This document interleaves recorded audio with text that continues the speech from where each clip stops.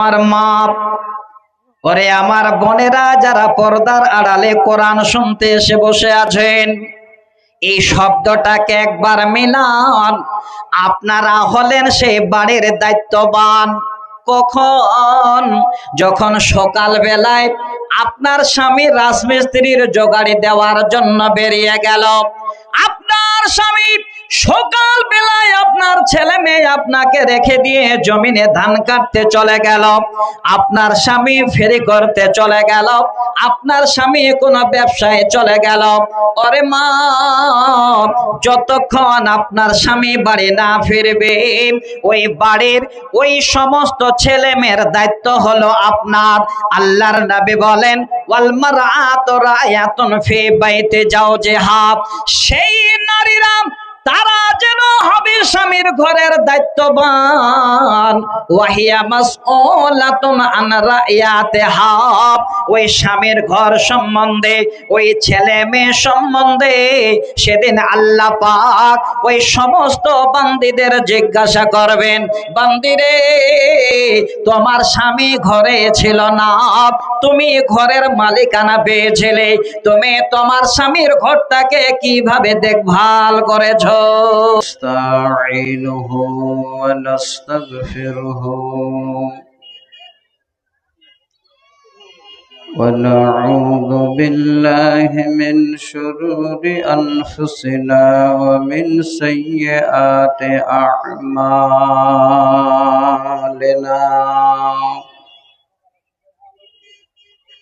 من يهده الله فلا مضل له ومن يضلل فلا هادي له. وأشهد أن لا إله إلا الله وحده لا شريك له. وأشهد أن محمدًا عبده ورسوله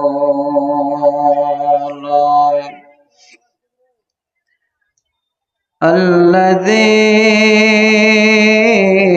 أرسله بالحق بشيرا ونذيرا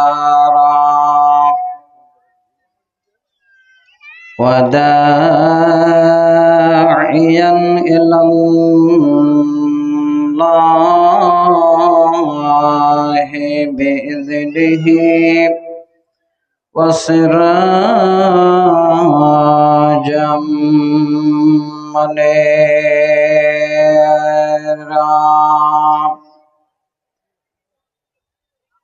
أعوذ بالله من الشيطان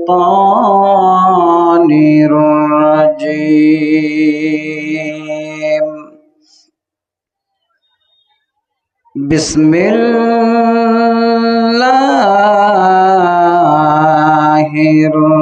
الرحمن الرحيم.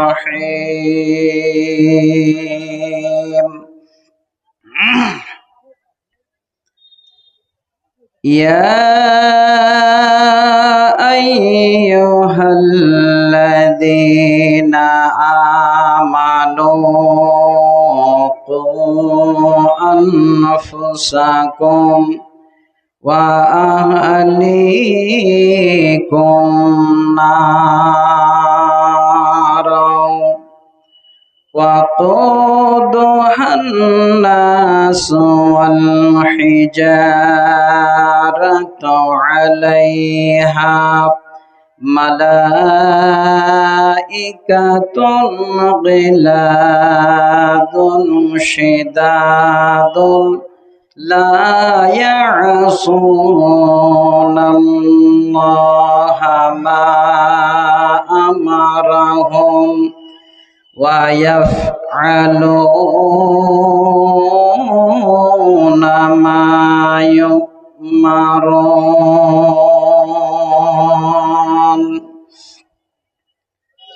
وقال الله تبارك وتعالى في موضع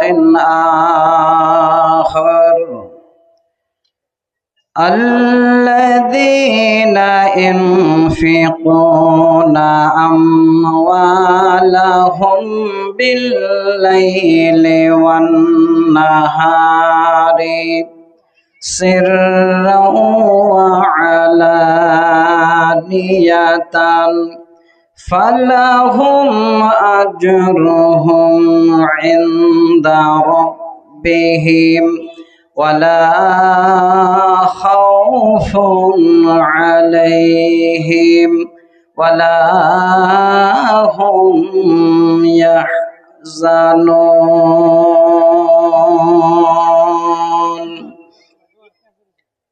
وقال النبي صلى الله عليه وسلم: ما من مولود إلا يولد على الفطرة فأبواه يحبدانه وينصرانه ويمجسانه أو كما قال عليه الصلاة والسلام: داءوا مرضاكم بالصدقة. قال رب اشرح لي صدري ويسر لي أمري واحلل عقدة من لساني يفقه قولي. اللهم ربي زدني علما.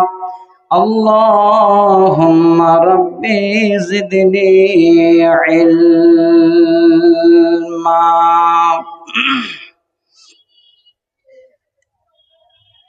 एक दिन ফুরিয়ে যাবে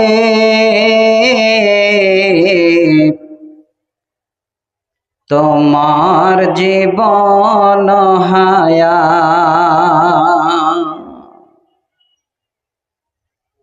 একদিন ফুরিয়ে যাবে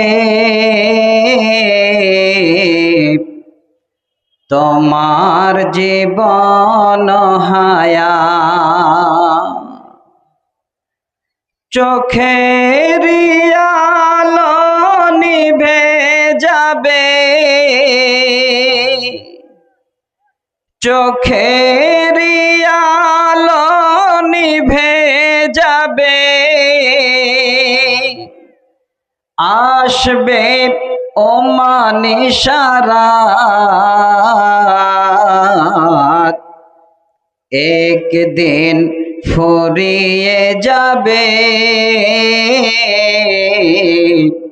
তোমার জীবন হায়াত। উপস্থিত সুনামধন্য আজকে জালসার সম্মানিত সভাপতি সাহেব, মঞ্চে উপবিষ্ট ওলামায়ে কেরাম,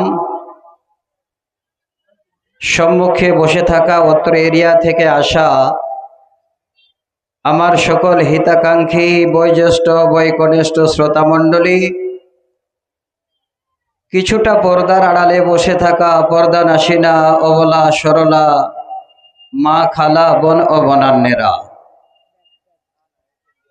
সর্বাগ্রে সে রাব্বুল আলামিনের দরবারে শুকরিয়া আদায় করি, যিনি আল্লাহ এতক্ষণ ধরে ভালো ভালো আলেম ওলামাদের মুখে অনেকগুলো কথা শ্রবণের পরে এই ফিল্ডে আবার এই সময় দিয়ে একের পার্শ্বে বসিয়ে আমাদের কোরআন শোনার সুযোগ দিয়েছেন।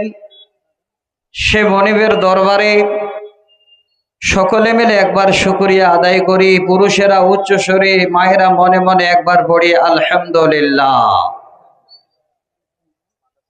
আমাদের পথ প্রদর্শক নবী কুলের শিরোমণি মা আমিনার দুলাল আব্দুল্লাহর লখতে জিগার নবী মুহাম্মদ রাসূলুল্লাহ সাল্লাল্লাহু আলাইহি ওয়াসাল্লামের উপর শতকোটি শান্তি ধারা বর্ষিত হোক। আল্লাহুম্মা আমিন।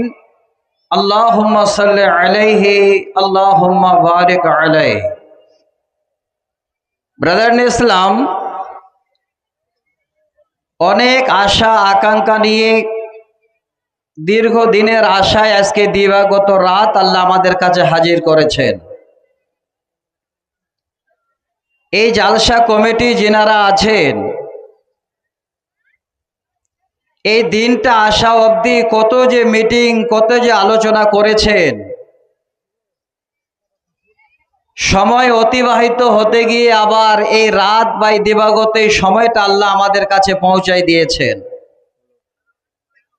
তো আমি আপনাদের সকলের কাছে অনুরোধ করব, এলাকার মানুষ আপনারা অপেক্ষা করছিলেন যে কবে এই মীরকামারি জালসা হবে আর আমরা জালসা শুনব।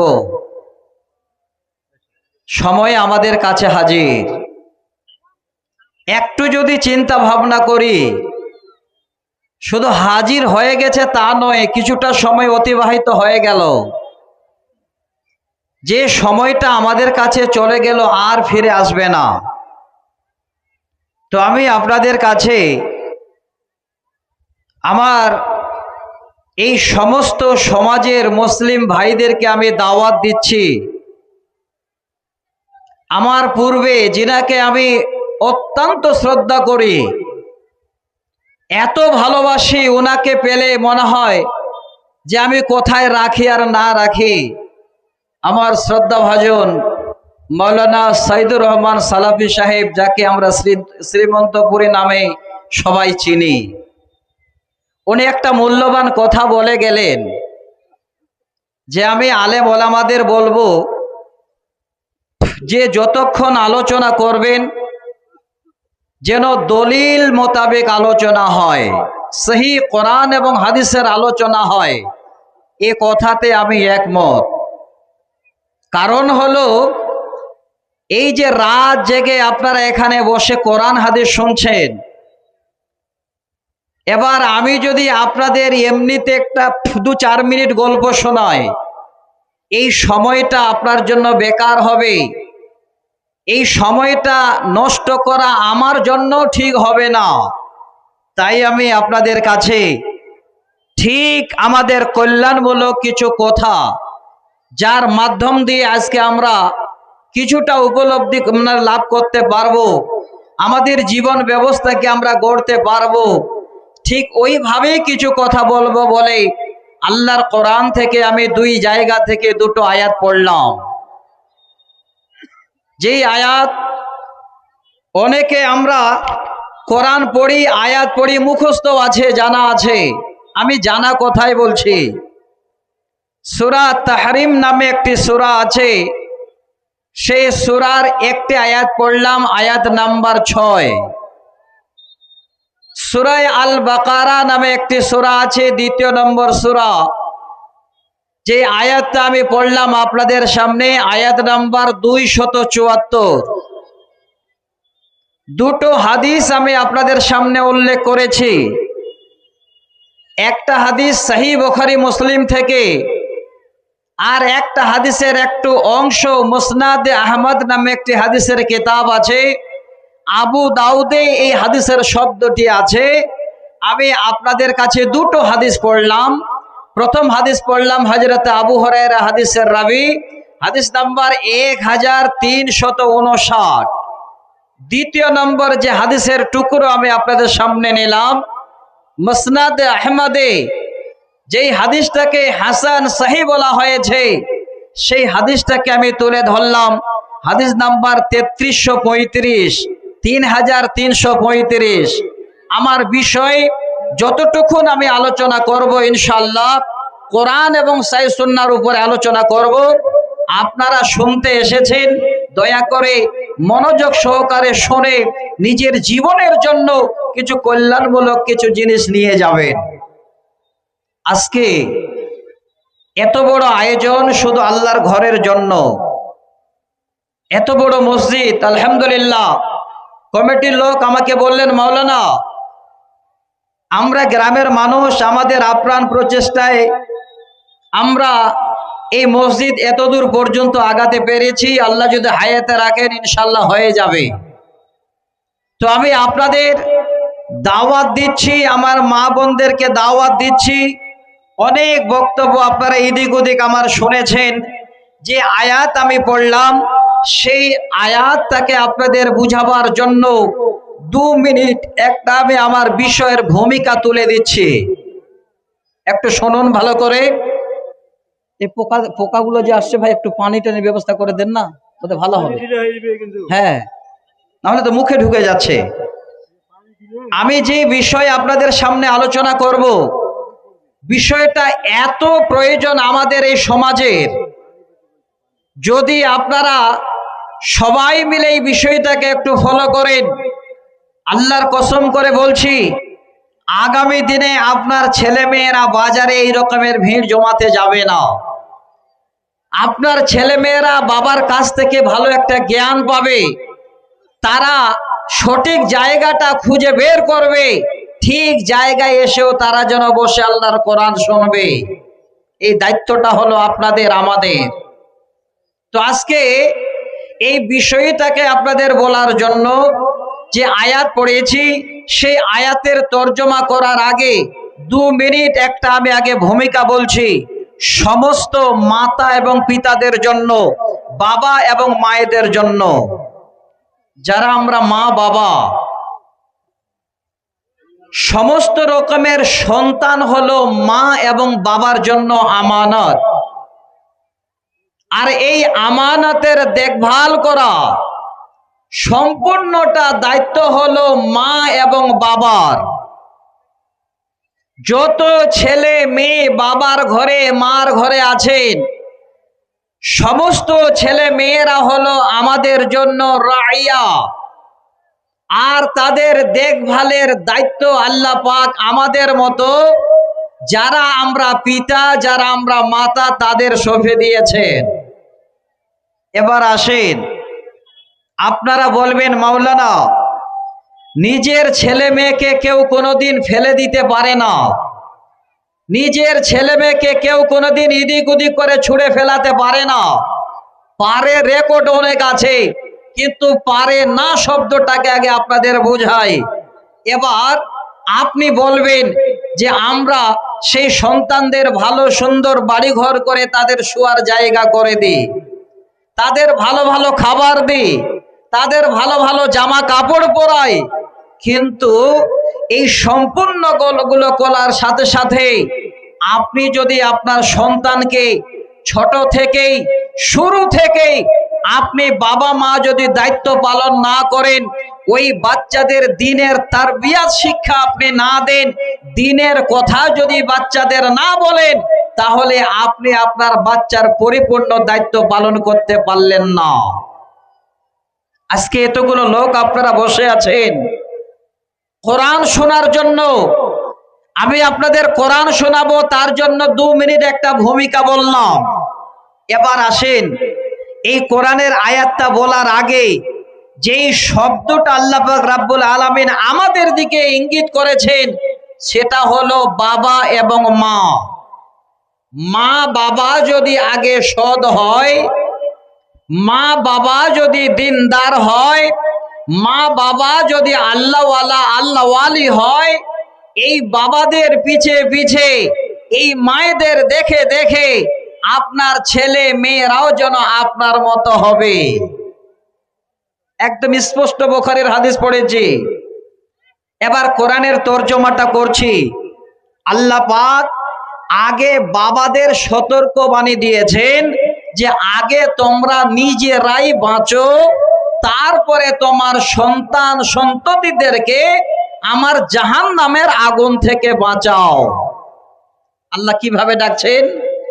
সবাইকে নয়, এখানে যাদের বিশ্বাস আছে যারা পরিমাণ, তাদের আল্লাহ ডেকে বলছে। রব্বুল আলামিন বলেন, বিসমিল্লাহ বিসমিল্লাহির রহমানির রহিম ইয়া আইয়ুহাল্লাযীনা আমানু কু আনফুসাকুম ওয়া আহলিকুম নারা। হে ঈমানদার বান্দারা, যারা তোমরা আমাকে আল্লাহ বলে বিশ্বাস করেছ, আল্লাহ পাক সেই বিশ্বাসীদের বলছেন কু আনফুসাকুম, তোমরা আগে নিজেরাই বাঁচো, ওয়া আহলিকুম নারা, তারপরে তোমার আহাল পরিবারকে আমার জাহান্নামের আগুন থেকে বাঁচাও।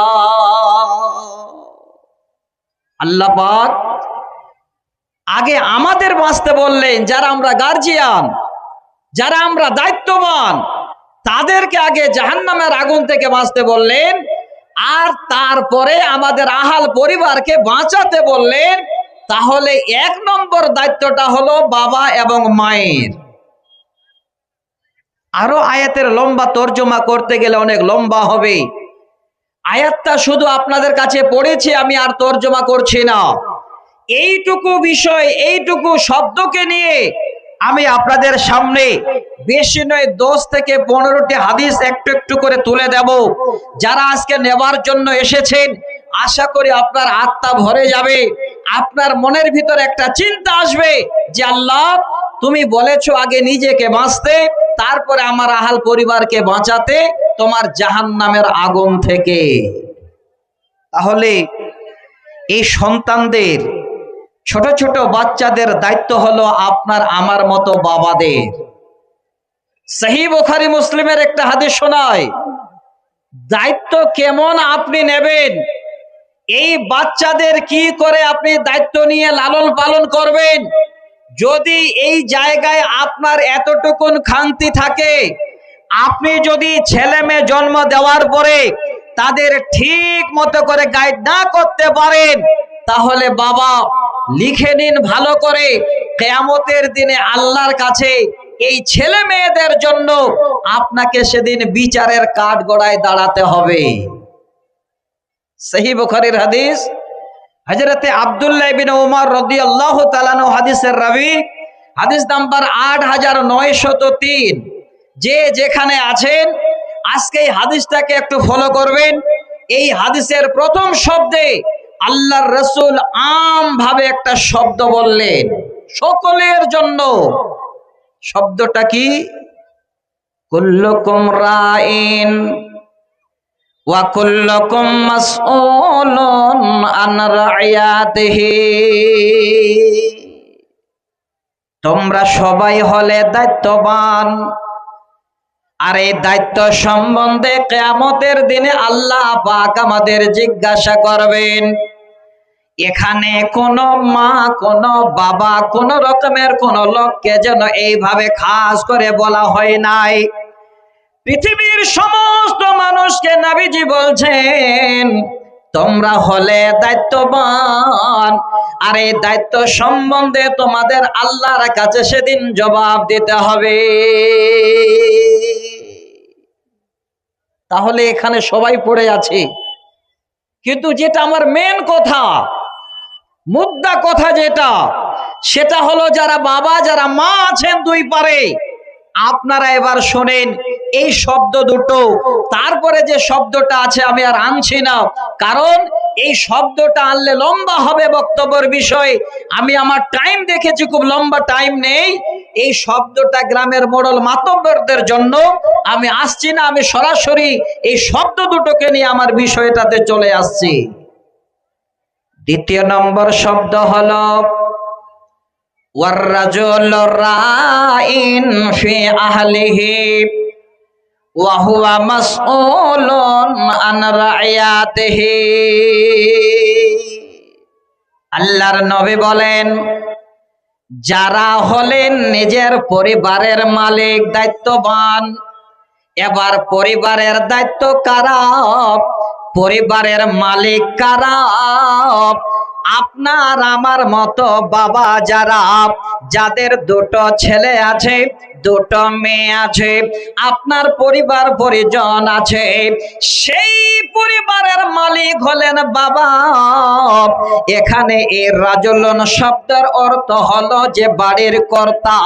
আল্লাহর নবী বলছেন, ওয়ার রাজুল রাইন ফি আহলিহি ওয়া হুয়া মাসউলুন আন রায়াতিহি।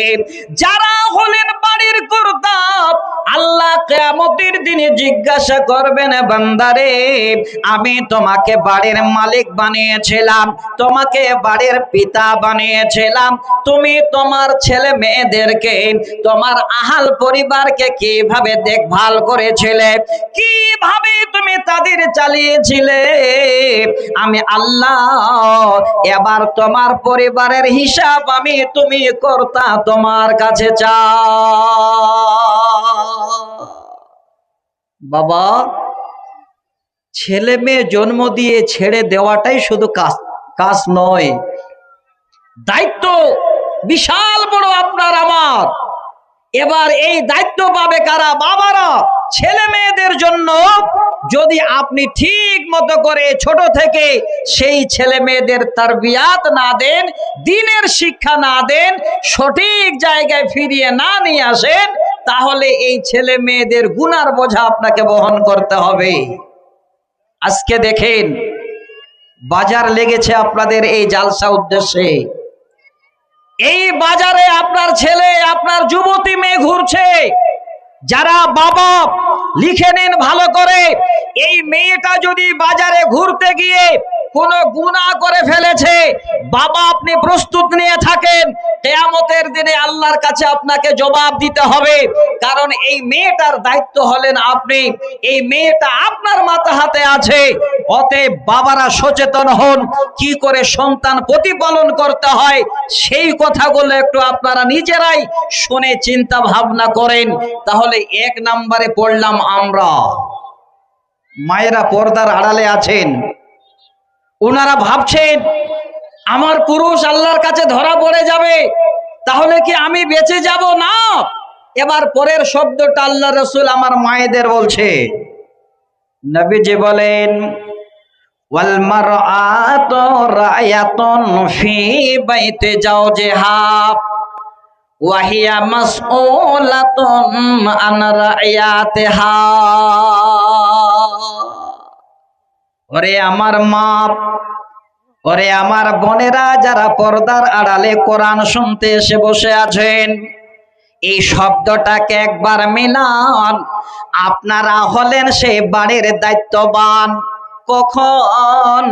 যখন সকাল বেলায় আপনার স্বামী রাজমিস্ত্রির জোগাড়ি দেওয়ার জন্য বেরিয়ে গেল, আপনার স্বামী সকাল বেলায় আপনার ছেলে মেয়ে আপনাকে রেখে দিয়ে জমিনে ধান কাটতে চলে গেল, আপনার স্বামী ফেরি করতে চলে গেল, আপনার স্বামী কোনো ব্যবসায় চলে গেল। ওরে মা, যতক্ষণ আপনার স্বামী বাড়ি না ফিরবে, ওই বাড়ির ওই সমস্ত ছেলে মেয়ের দায়িত্ব হলো আপনার। আল্লাহর নবী বলেন, ওয়াল মারআতু রায়াতুন ফি বাইতি জাওজিহা। সেই নারীরা তারা যেন হবে স্বামীর ঘরের দায়িত্ববান। ওয়াহিয়া মাসউলাতুন আন রায়াতিহা।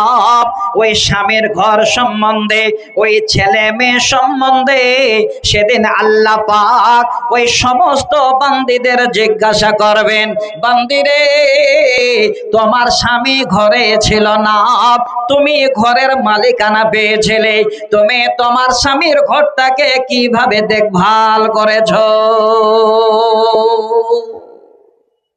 তাহলে বাবার মার দায়িত্বটা যদি পরিপূর্ণ হয়, ঠিক মতো যদি পালন করা হয়, আল্লাহর কসম করে বলছি, আপনার বাড়িতে একটা সন্তান আপনার কথার এদিক ওদিক করবে না।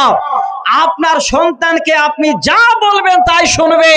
যদি আপনি সঠিক মা বাবা হয়ে ঠিক মতো করে বাচ্চাদের দ্বীনের শিক্ষা দিতে পারেন, দ্বীনের তারবিয়াত শিক্ষা দিতে পারেন, তাহলে আপনার বাচ্চা হবে আপনার মতো, আপনার কথা মতো চলবে, কিয়ামতের দিনে আপনি সেদিন পরিবারকে নিয়ে হাসবেন। সহিহ বুখারীর হাদিস পড়েছিলাম। অনেক বাবা এখানে বসে আছেন, রাগ করিয়েন না। আমি আপনাদের শুধু উদাহরণ দিয়ে নয়, বুখারীর হাদিস দলিল দিয়ে বলছি।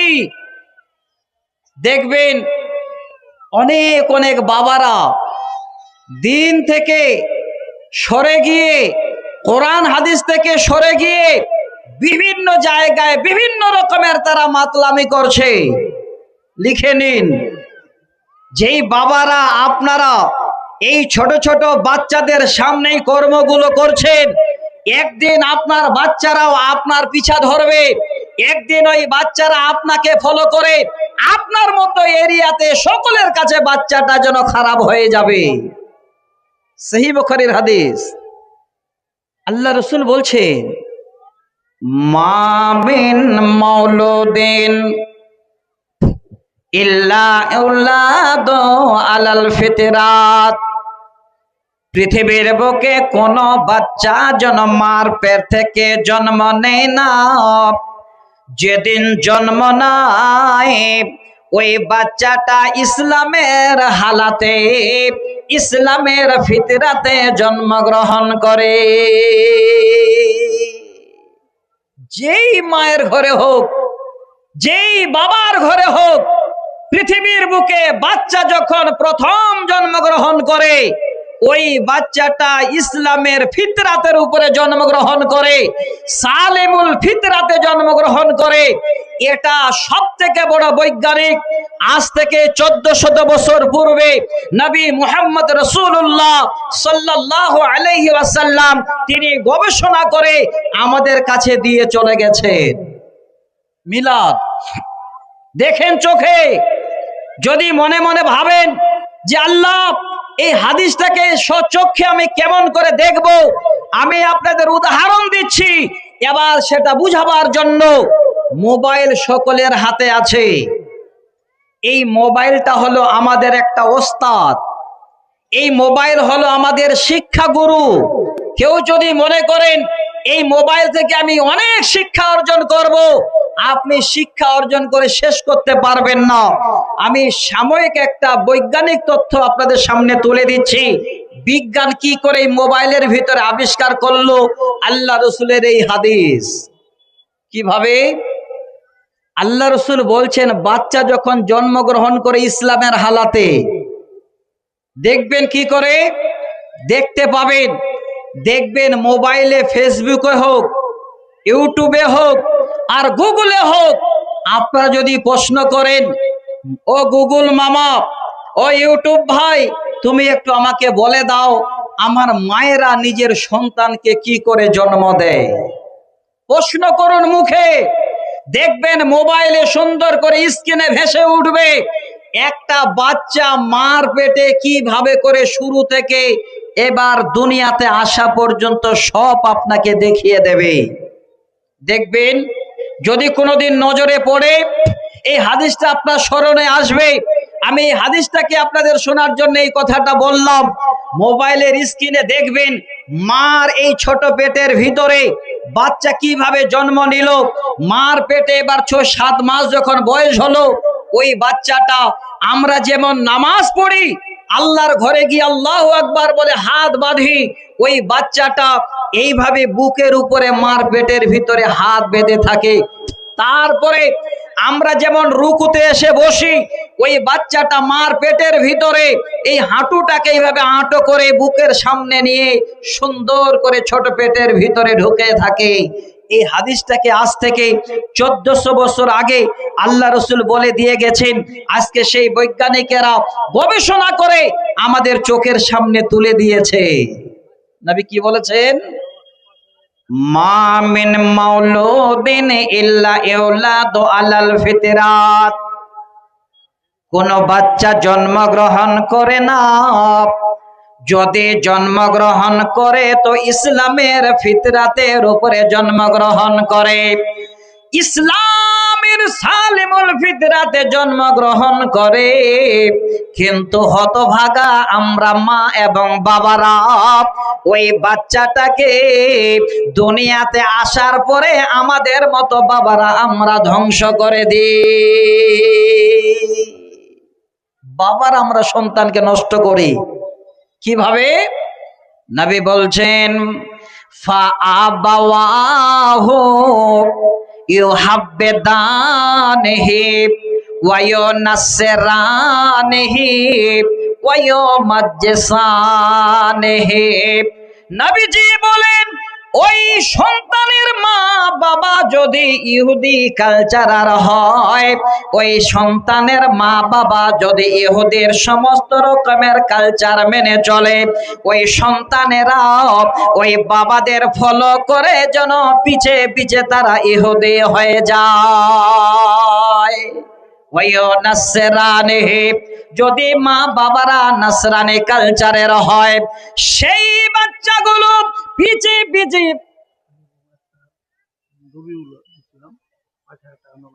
আলহামদুলিল্লাহ আলহামদুলিল্লাহ। দেখেন একজন মাস্টার ভাই আমার, শিক্ষিত মানুষ, জ্ঞানী মানুষ, আলহামদুলিল্লাহ, আল্লাহর ঘরের জন্য 5,000 টাকা নগদে দিয়ে উনি বসে আছেন, যাকে একটু এলান করলাম। আমি আসছি আপনাদের কাছে, এই বাচ্চাগুলোকে আগে আমরা সুন্দর করে নিজের কাছে নিয়ে নিই, মা বাবা নিজের আঁচলে বেঁধে নিই, দেখবেন আপনার জীবন সুখী জীবন হবে। আমি এটাই আপনাদের আজকে শোনাতে এসেছি। আলহামদুলিল্লাহ, বাদরুদ্দিনের মা 500 টাকা দিয়েছেন। দান তো অবশ্যই দেবেন, না হলে এই ঘর কি করে হবে? মিরকামারি গ্রামের আব্দুল হক সর্দার মৃত্যু, তিনার স্ত্রী 20,000 টাকা দান করেছে। আল্লাহু আকবার, লিল্লাহে তাকবীর।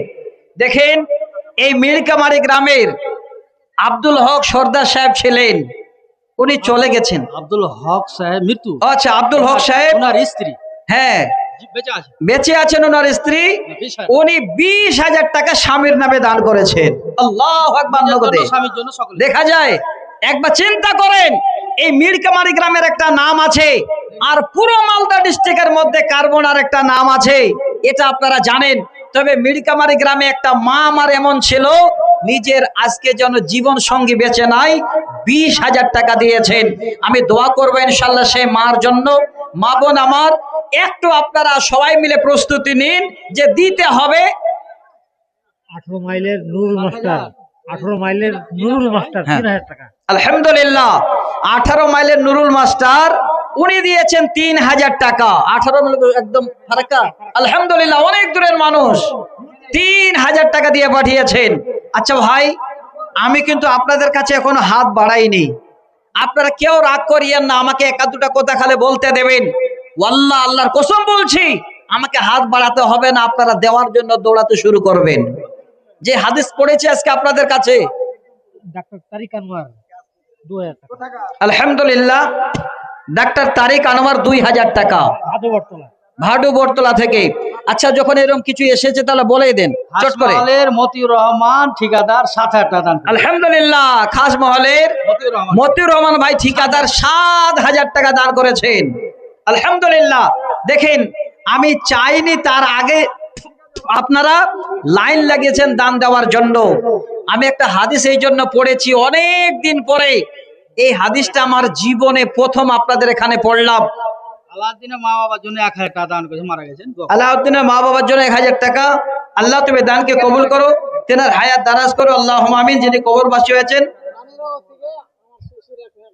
আলহামদুলিল্লাহ, রানীনগর থেকে ভাইজানের শ্বশুর 500 টাকা। দেখেন, দিতে আপনাদের হবে, দেবেন আপনারা, যেহেতু আল্লাহর ঘরের জালসা। কিন্তু আল্লাহর ঘর ধরবে কে? কথাটা বুঝবেন ভালো করে। আল্লাহর ঘরে যাবে কারা? আপনি যদি আপনার সন্তানকে ঠিক মতো মানুষ না করেন, তাহলে ওই সন্তান আল্লাহর ঘরে যাবে না, যাবে কোথায়? বটতলা বাজারে গিয়ে সারাদিন গিয়ে যাবে। এই জন্য আগে আমি এই জায়গাটাতে আপনাদের শোনাতে যাচ্ছিলাম যে সন্তানকে নিজের আঁচলে সুন্দর করে গুছে বেঁধে নিন। আপনি যেই দিকে যাবেন সন্তান সেই দিকে যাবে। দেখবেন এই মসজিদে জায়গা হবে না মুসাল্লির আগামী দিনে। বাইরখাপ থেকে বিশারদ 500 টাকা। বাইরখাপ থেকে বিশারদ ভাই 500 টাকা। আলহামদুলিল্লাহ। দেখেন, আমি দান নিচ্ছি, আপনারা দয়া করে যদি এরকম হয় তাহলে কমপক্ষে 10 জনকে একটু খাতায় নোট করেন, তারপরে একটু বলেন, আমাকে এইটুকু একটু বলার সুযোগ দিন। তাহলে আমি কি বুঝাতে চাইলাম, মা বাবা যদি ইহুদি কালচারের হয় তাহলে ছেলে মেয়েরাও মা বাবাকে ফলো করে ইহুদি হয়ে যাবে। মা বাবা যদি নাসরানি কালচারের হয় তাহলে মা বাবারাও সন্তানেরাও নাসরানি কালচারের হয়ে যাবে। মা বাবা যদি অগ্নি পূজক হয় তাহলে পিছে পিছে সন্তানেরাও বাবার মায়ের দেখে তারা অগ্নি পূজক হয়ে যায়। এই হাদিস থেকে ইহুদি নাসারা অগ্নি পূজককে বুঝাতে যাচ্ছি না, এখানে ভালো করে শুনে রাখবেন। যদি কোনো বাবা 4-5 সন্তানের বাবা, আপনি যদি পাক্কা বেনামাজি হন, আপনি যদি আল্লাহর ঘরের দিকে মুখ না ঘোরান, বাবারে আপনাকে ফলো করে আপনার সন্তানেরাও যেন মসজিদের দিকে যাবে না, কারণ ওই সন্তানের জন্য কিছুদিনের মডেল হলেন আপনি। হে বাবা, আপনি যদি জুয়াখোর হন, আপনি যদি মদখোর হন, আপনার পিছে পিছে আপনার সন্তান যেন সে রাস্তা ধরবে। আপনি যদি সুদখোর হন, আপনার পিছে পিছে আপনার সন্তানও রাস্তা ধরবে।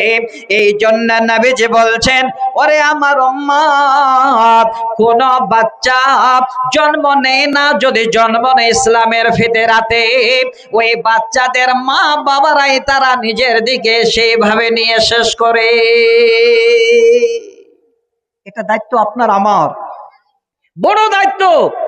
যদি আপনি এই দায়িত্ব পালন না করেন তাহলে আপনার জন্য এই সন্তানের কারণে আল্লাহর জান্নাত যাওয়া হারাম। দেখেন, অনেক বাবা আছে 5টা ছেলে 5টা মেয়ে জন্ম দিয়ে ডেলি দিন সকালবেলা চার দোকানে গিয়ে চা খাচ্ছে আর ওই সময় আড্ডা দিচ্ছে।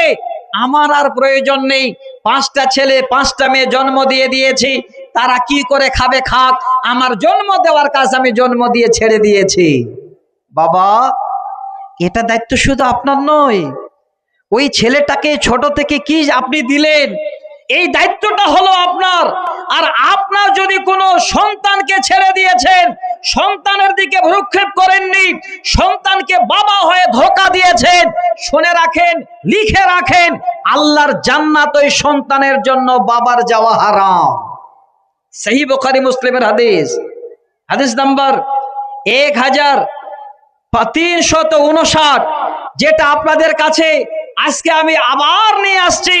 আল্লাহ রাসূল বলছেন, ওরে পৃথিবীর মানুষ, যারা তোমরা নিজের সন্তান জন্ম দিলে আর সন্তানের দিকে তোমরা কোন রকমের দিশা দিলে না, ভ্রুক্ষেপ করলে না, নবীজি বলছেন, মা মিন আবদিন ইয়াস্তারইহিল্লাহু রায়াতান ইয়ামুতু ইয়াওমা ইয়ামুতু ওয়া হুয়া গাশুন লিরায়াতিহি ইল্লা হারামাল্লাহু আলাইহিল জান্নাহ।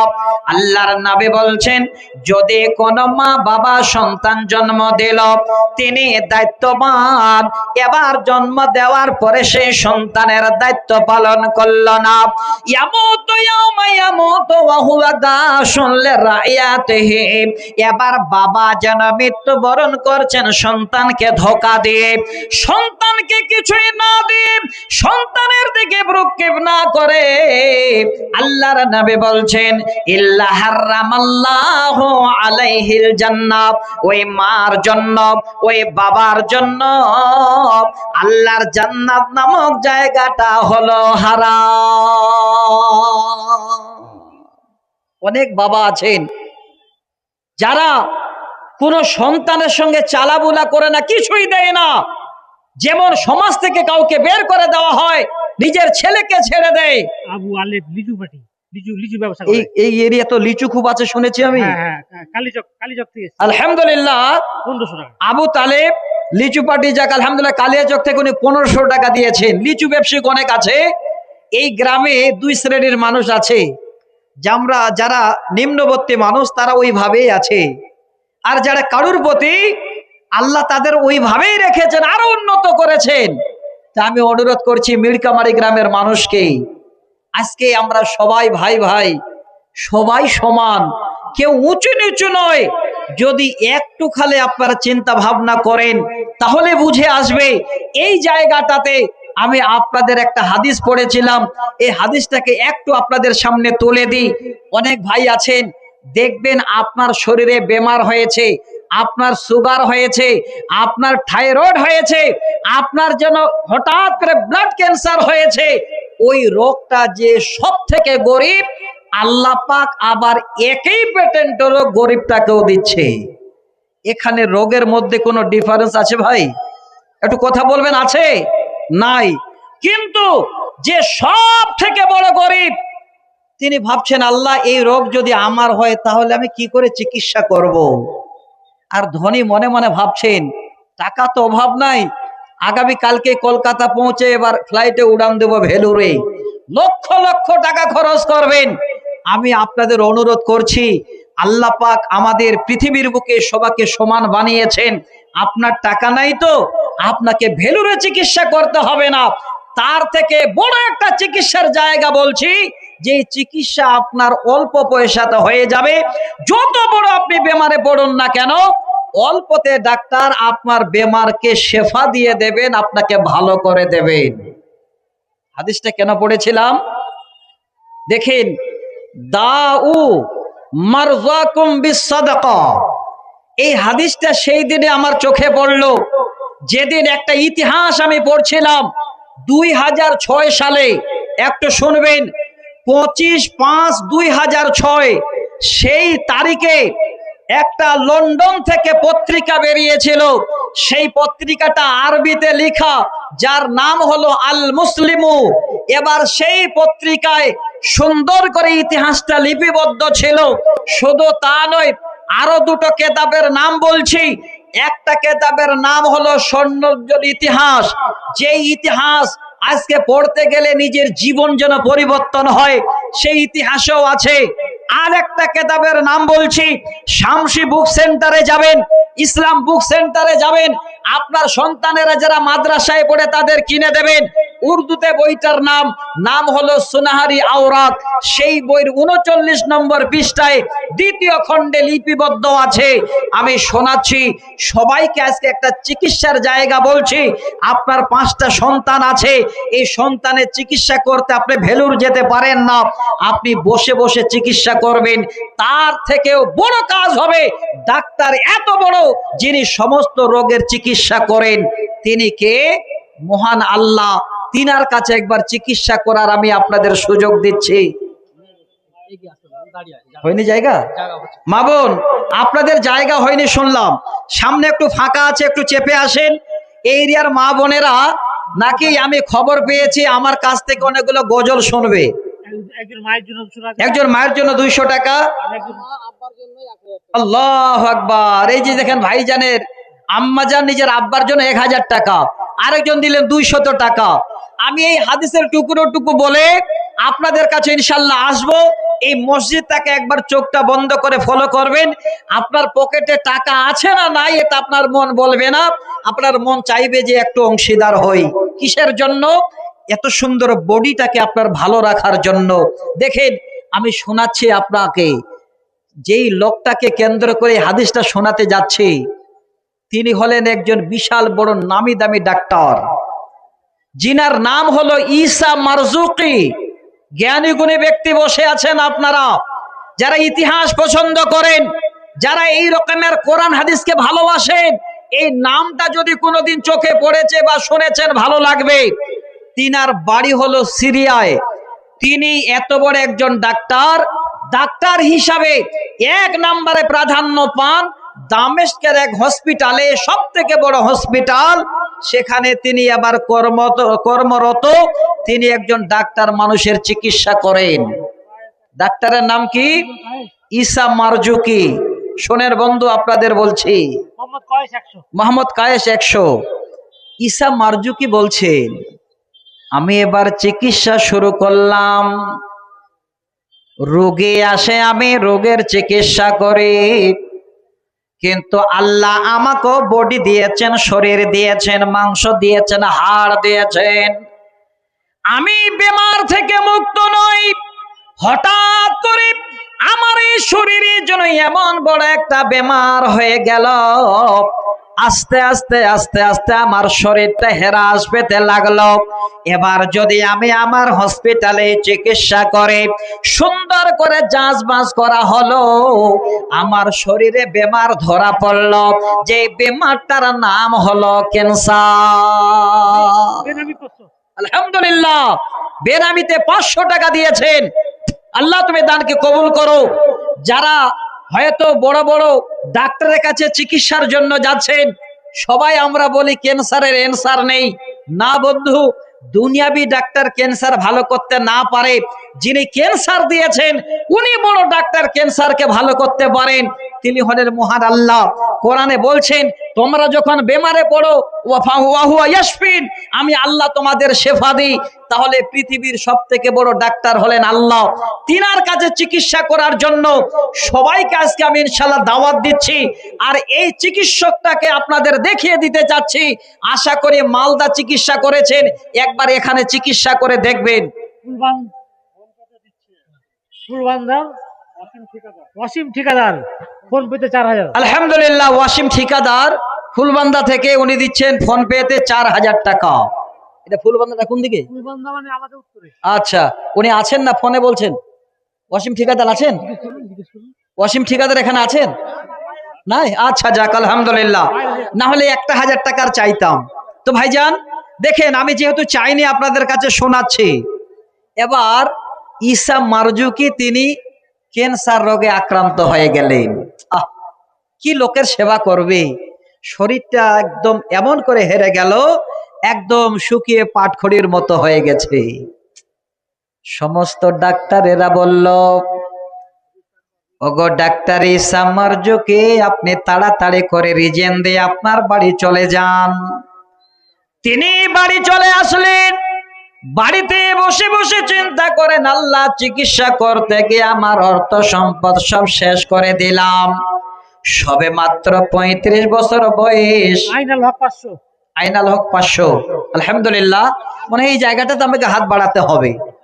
আপনাদের কাছে চেয়েছিলাম যে আপনারা নিজেরাই দৌড়াতে শুরু করবেন, কিন্তু এখন আমাকেই চাইতে হবে। যাক ভালো, আলহামদুলিল্লাহ।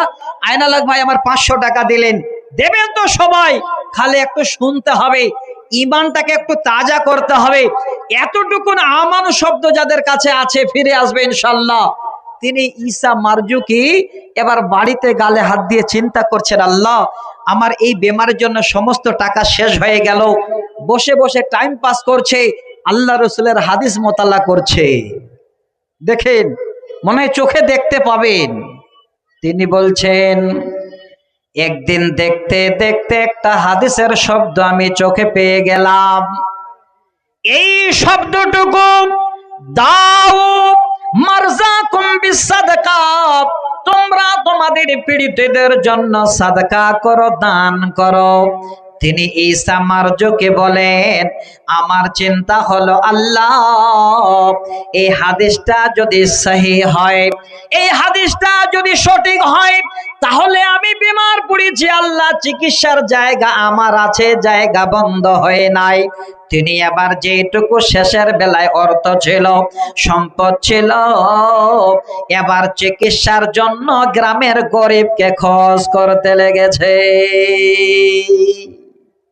বাড়ির পাশে একজন মা, স্বামী হারা, সন্তান নিয়ে যেন অচল সংসার চলে না, গরিব মানুষ। ঈসা মারজুকি এবার একটু একটু করে সেই মার কাছে গিয়ে সাদকা করে, দান করে, আর আল্লাহকে বলে, আল্লাহ এই হাদিসের শব্দ যদি ঠিক হয়, আমার হাবিবের হাদিস হয়, আল্লাহ এই দানের বদৌলতে আমার চিকিৎসা তোমার কাছে হবে। এইভাবে সাদকা করতে করতে করতে আল্লাহ পাক যেন ঈসা মারজুকির ডাক্তার হিসাবে এবার দাঁড়িয়ে গেলেন। আস্তে আস্তে আস্তে ঈসা মারজুকের শরীরটা যেন এবার ভালো হতে লাগলো, মনের ভিতরে আনন্দ জেগে গেল। আল্লাহকে বলেন, আল্লাহ আজকে তোমার কাছে আমি চিকিৎসার জন্য হাত বাড়িয়েছি সাদকা। এবার সাদকা দিতে দিতে আস্তে আস্তে পুরো শরীরটা যেন এবার ফিরে আসলো। যেই ঈসা মারজুকি 35 বছর বয়সে বিয়ে ঠিক হয়, নিজের বিবিকে যেন এবার আসতে দেয় না বাড়ির মানুষ, আল্লাহ যেন ভালো করে দিলেন। আবার দামেস্কের হসপিটালে গিয়ে তিনি দাঁড় হয়ে গেছে। সবাই অবাক, ভালোবাড়া কি থেকে ব্যাপার 500, ভাই? ভালোবাড়া থেকে 500, ভালুরা থেকে 500, ভালোবাড়া, ভালুয়ারা থেকে 500, আরেকজন 200 টাকা। আরেকজন 200 টাকা। দুর্গাপুর থেকে। আচ্ছা দেখেন, দুর্গাপুর থেকে 200। আমি একটু আপনাদের চিকিৎসার কথা বললাম কেন বন্ধু? উনি সাদকা করলেন নিজের বেমারের জন্য। আলহামদুলিল্লাহ, দেখেন বেনামিতে 1300 টাকা দিয়েছেন। আজকে আমরা বেমার থেকে কেউ মুক্ত নই, সবাই কিছু না কিছু বেমারে আছি।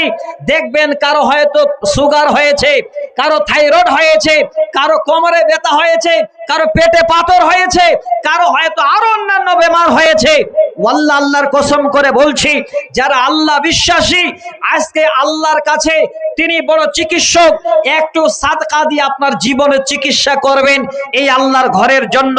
এটা আমি আপনাদের ইতিহাস শোনালাম দলিল দিয়ে যে আল্লাহ ক্যান্সার পর্যন্ত ভালো করে দিতে পারেন সাদকার বিনিময়। যে যেখানে বসে আছেন, আজকে আপনাদের কাছে আমার আবেদন, আপনাদের আর কিছু না শুনিয়ে 5 থেকে 10 মিনিট আপনারা যারা আল্লাহর কাছে চিকিৎসা করতে চান, যে আল্লাহ প্রতি সপ্তাহে সোনো স্ক্যানে যেতে হয়, 2000 খরচ হয়, আল্লাহ আজকে এই 2000 টাকা তোমার রাস্তায় তোমার কাছে আল্লাহ চিকিৎসার জন্য খরচ করছে। ঈসা মারজুকের মতো বিশ্বাস রেখে, তোমার নবীর হাদিসের উপরে বিশ্বাস রেখে আল্লাহ যেন আপনার বেমারটাকে শেফা দেন, তিনি শেফা দেনেওয়ালা। দেখে একটু হাত বাড়ান তো বাপ, কে কোথায় আছেন? আল্লাহর ওয়াস্তে এতক্ষণ ধরে আমি চাইনি আপনারা 500, 1000, 2000, 5000 পর্যন্ত দিলেন। আমি আপনাদের অনুরোধ করছি এই মসজিদটার জন্য চিকিৎসা বাবদে আমার কাছে 5 জন 5টা হাজার টাকা নিয়ে আসবেন। যারা লক্ষ লক্ষ টাকা ভেলুরে বেঙ্গালোরে গিয়ে চিকিৎসা করেন, আজকে এই হাদিসটাকে একটু বিশ্বাস রেখে আল্লাহর ওয়াস্তে আল্লাহর কাছে চিকিৎসার জন্য 5টা করে 1000 টাকা আমার হাতে তুলে দিন। ভাই দেরি করবেন না, আমি আজকে অনেক আপনাদের কাছে কিছু শোনাবো নিয়ত করেছি। গতকালকে আমার যেখানে প্রোগ্রাম ছিল সেদিন একজন আলহামদুলিল্লাহ বেনামিতে একজন 540 টাকা, উনি বলছেন মাওলানা দোয়া করেন, আমি 45,000 টাকা দিচ্ছি। আমি বললাম ভাই আপনি কি করেন? বলে আমি মাখনার একজন ব্যবসা করি। হঠাৎ করে মনে পড়ে গেল আমি একটা কবিতা বানিয়েছিলাম লক্ষ্মীর ভান্ডার, তাহলে আজকে একটা কবিতা বানাই মাখনা দিয়ে। আলহামদুলিল্লাহ আজকে গাড়িতে আস্তে আস্তে আমি 14 লাইন লিখেছি এই মাখনার কবিতা। যারা মাখনার ব্যবসা করেন ইনশাআল্লাহ লাভ আপনাদের হবে। যে যেখানে আছেন একটু আল্লাহর কাছে চিকিৎসার জন্য হাত বাড়ান তো বন্ধু, 5 থেকে 7 মিনিট তাড়াতাড়ি করে। আমি দেখতে চাচ্ছি কে আছেন, কোন আল্লাহর বান্দা আছেন যে আপনার বিশ্বাস আছে আল্লাহ আমার মাকে নিয়ে প্রতি মাসে কলকাতা যেতে হয়, আল্লাহ যেন কলকাতার না যেতে হয়, তোমার কাছে চিকিৎসার জন্য 5000 দিচ্ছি। এই রকমের বিশ্বাস রেখে নিজের সন্তানের জন্য নিজে